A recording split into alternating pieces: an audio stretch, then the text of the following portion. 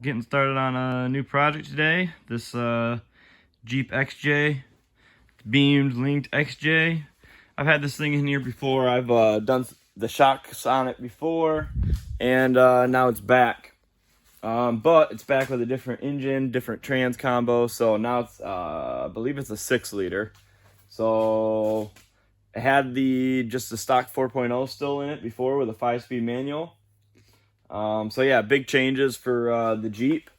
And it's back to do shocks need rebuilt. There was a shock leak and some oil. They're definitely blown out in the front. Quite a few big jumps, I think, last year probably blew these things out. So I got all the shocks over here. We got some, it's coilovers on all 4 corners, these swayaways. There's the rears and then the fronts.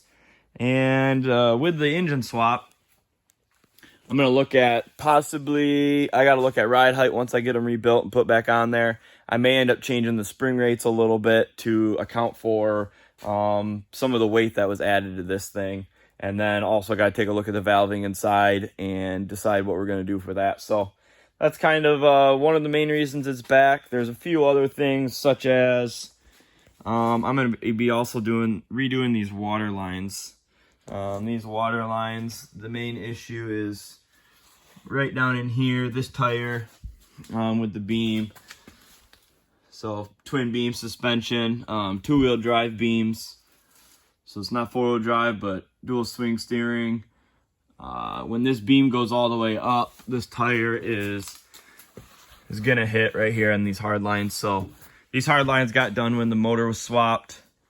But the suspension never got cycled, so that's kind of how that happened. And then back in here, the same thing. The rear tire actually was going to hit these lines right here, so they run through the rocker. So I might do the same thing. It's not a bad idea trying to protect hard lines from getting rocks thrown at it.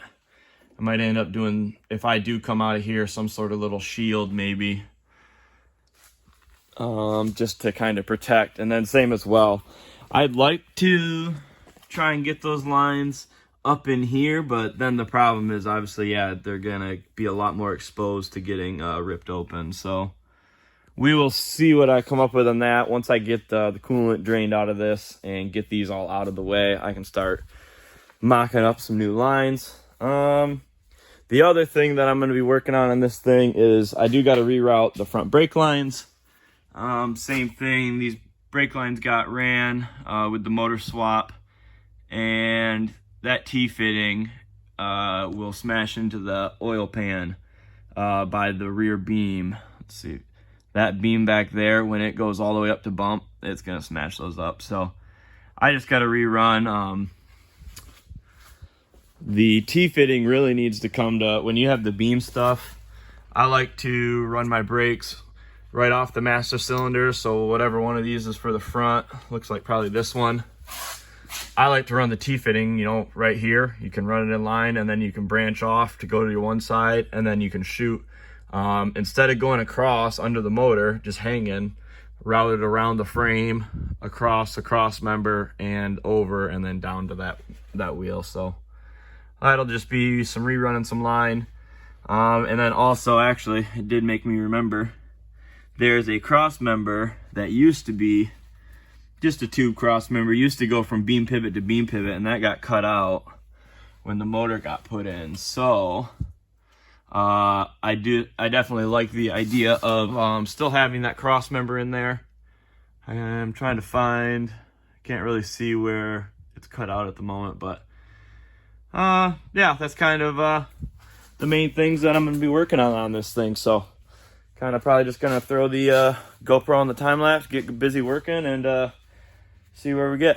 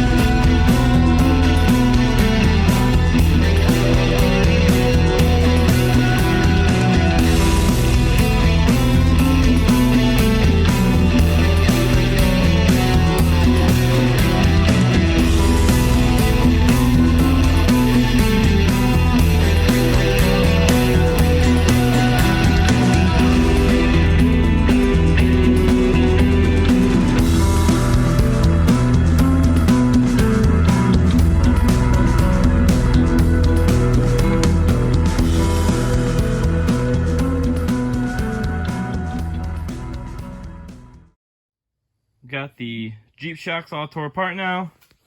Got all the springs over here. All the bodies are, those are the rears. Got the fronts hanging over there. And the main issue that's going on with these shocks is we got some broken shims. That's kind of what I thought was going on, but now it's confirmed. That one you can't really see so much, but the first compression shim on each one is broke. So the owner, end of the year last year, was sending this thing pretty big. Some pretty big jumps, and it blew them out. So we're going to try to get a different setup in here. Hopefully prevent that from happening again. Hopefully keep the Jeep be able to jump and take big hits, but not have the valves actually break on them. So I am going to take out, this is a free bleed screw. I'm going to take that out. Take a little more lower load off of those shims. The other two are already out. They're down here. There's holes for them. So I'm going to take those out. That'll help a little bit more oil bypass through around and not be going through that shim stack. So pretty much other than changing that, everything else is going to stay for the most part the same. And rebuilds, new oil, change that stuff up, and I will start putting these things back on the Jeep. So it's kind of where I'm at. Got them all torn apart. Now I just got to get them cleaned up and put them all back together and back on the Jeep.